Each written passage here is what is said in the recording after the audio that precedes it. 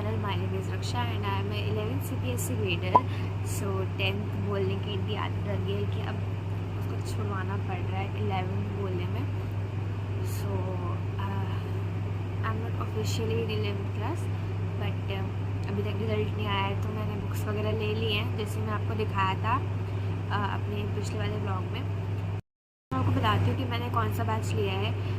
मैंने आपको बता दूँ कि मैंने ऑनलाइन बैच लिया है कि ऑफलाइन बैच लिया है.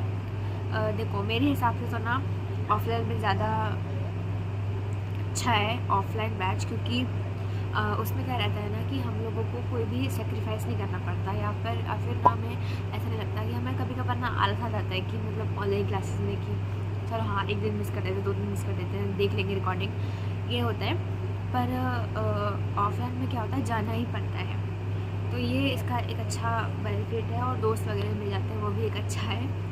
तो मेरे हिसाब से ऑफलाइन बैच अच्छा है, लेकिन मेरे घर के आसपास कोई भी अच्छा सेंटर नहीं है नीट के लिए, क्योंकि मैं नीट की प्रिपरेशन कर रही हूँ 11th-12th में.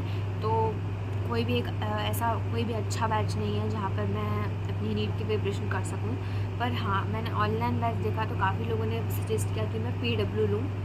PW से मैंने आज तक कभी पढ़ा नहीं है, तो मैं उन लोगों से ज़्यादा फैमिलियर नहीं हूँ.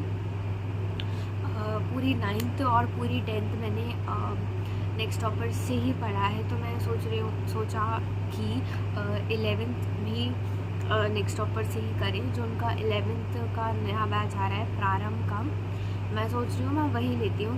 वो लेती क्या हूँ, मैंने वही ले लिया है क्योंकि मेरे हिसाब से मतलब काफ़ी ठीक भी है. और मतलब मैं नेक्स्ट टॉपर से पढ़ती भी हूँ, तो मतलब मुझे उनका पता है कैसा क्या रहता है, तो उनसे एक आदत भी है. सेकंड बात, अगर मतलब मेरे आसपास कोई ऑफलाइन बैच अगर ओपन होते इंस्टीट्यूट, तो मैं उधर ज़रूर जाती ऑफलाइन कोचिंग के लिए. पर मेरे आसपास कोई है नहीं, तो मैंने ऑनलाइन ही चूज़ किया है. तो अब मैं आपको नेक्स्ट बताती हूँ कि नेक्स्ट क्वेश्चन क्या हुआ है. मैं आपको बताती हूँ कि मेरा पूरा 11th में क्या रहेगा और पूरा 12th में क्या रहेगा. तो सिंपल सा है, मैं नीट की प्रिपरेशन कर रही हूँ, तो PCB मैंने चूज़ किया है. तो मैं 11th में PCB पढ़ूँगी और 12th में PCB ही लिया है मैंने. और जो एडिशनल सब्जेक्ट है, जैसे हमारे स्कूल में फ़िज़िकल एजुकेशन है, मल्टीमीडिया है और AI है और मार्केटिंग है. तो मैंने मल्टीमीडिया चूज़ किया है क्योंकि क्या रहता है ना, हमारे 9th से ही हमें सब्जेक्ट्स दे दिए जाते हैं, तो उसी के बेसिस पे फिर आगे चलता है, ताकि हम उसी का कोर्स पूरा कंप्लीट करें 4 साल का, जो भी 9th 10th 11th 12th का रहता है. तो फिर मैंने मल्टीमीडिया ही चूज़ किया है 9th में, तो वो मेरा 11th में भी मल्टीमीडिया ही रहेगा. और एक और सब्जेक्ट होता है हमारे स्कूल में, NCC लेनी है कि नहीं लेनी है. तो क्योंकि हमारा आर्मी स्कूल है, तो मैंने NCC नहीं ली है क्योंकि उसमें काफ़ी बहुत हेक्टिक स्केड्यूल हो जाता है, उसमें बार बार जाना पड़ता है. और मतलब जब सेशन का एंड होगा तब काफ़ी बुलाएंगे भी परेड के लिए, तो मैंने वही सब चीज़ देखकर NCC नहीं ली है, क्योंकि मैंने PCB भी लिया. अगर हाँ मतलब अगर मैं कहीं कॉमर्स या ह्यूमैनिटीज़ ले लेती होती, तो मतलब मेरे पास हाँ होता टाइम. मैं ऐसा नहीं कह रही कि मतलब कॉमर्स ईजी है और ह्यूमैनिटीज़ ईजी है, PCB मुश्किल है, ऐसा कुछ नहीं है. सारे सब्जेक्ट्स इक्वल हैं. पर हाँ, तुम्हें ये है कि PCB को तुम्हें ज़्यादा टाइम देना पड़ेगा, क्योंकि उसमें फिजिक्स केमिस्ट्री बायो रहती है. और कॉमर्स में भी तुम्हें देना पड़ेगा टाइम, लेकिन उतना नहीं जैसे तुम्हें साइंस में देना पड़ेगा. तो मैंने इसी को सोच कर NCC नहीं ली है. एक सब्जेक्ट और होता है हमारे स्कूल में, साइकोलॉजी. तो मैंने साइकोलॉजी पर येस किया है कि मैं साइकोलॉजी लूँगी, क्योंकि हमें NCC या साइकोलॉजी में से कोई 2 सब्जेक्ट में से कोई एक सब्जेक्ट लेना ही होता है. तो मैंने NCC नहीं लिया है, मैंने साइकोलॉजी चूज़ करी है. तो मैं साइकोलॉजी में ही आगे करूँगी. तो मेरे जो भी कोर सब्जेक्ट्स हैं मैं आपको वो बता देती हूँ, और जो एडिशनल सब्जेक्ट्स हैं वो भी बता देती हूँ. तो जो भी मैंने सब्जेक्ट चूज़ किया है वो तो PCB ही है, फिजिक्स केमिस्ट्री बायो. और एडिशनल सब्जेक्ट जो है मेरा मल्टीमीडिया है, और जो स्कूल की तरफ से एडिशनल सब्जेक्ट है वो मेरा साइकोलॉजी है. और मैंने हिंदी नहीं चूज़ की है, मैंने इंग्लिश ही रहने दिया है. हिंदी मैंने ऑप्शनल में छोड़ दिया था. तो ये सारे मेरे सब्जेक्ट हैं जो मैं पढ़ूँगी 11th क्लास में. और अभी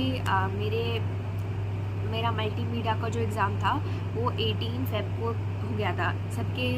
जो भी जिसने भी AI या IT ले रखा होगा उनके 18 मार्च को ख़त्म हुए होंगे, लेकिन मेरा 18 फेब को ही मतलब जो ये सब्जेक्ट था वो हो गया है, क्योंकि मेरा मल्टीमीडिया सब्जेक्ट था। तो मेरे ऑफिशियली एग्ज़ाम 10 मार्च को ख़त्म हो गए थे, तो मुझे काफ़ी ज़्यादा वेकेशंस मिली हैं।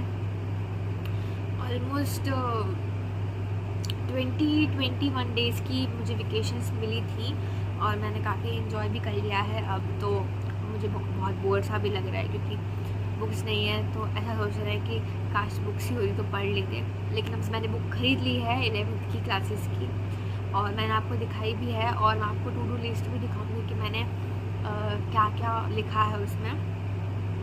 और अगर आपने मेरी वाली वीडियो नहीं देखी है जिसमें मैंने आपको अपना पूरा बुक्स दिखाया है, सेटअप वगैरह, तो आप वो पिछली वाली वीडियो में जाकर देख लेना, क्योंकि मैंने इससे पहले ही डाली है वो वीडियो, तो आप देख लेना वो जाकर। जैसे 1 अप्रैल है, तो वैसे तो जो प्रारंभ की बैचेस स्टार्ट हो रही हैं वो शायद 7-8 अप्रैल के बाद से शुरू होगी, क्योंकि 7 या 8 को तो शायद वो है ओरिएंटेशन है, तो उसके बाद से ही शुरू होंगी। मैक्स टू मैक्स शायद 9-10 से ही स्टार्ट हो जाए।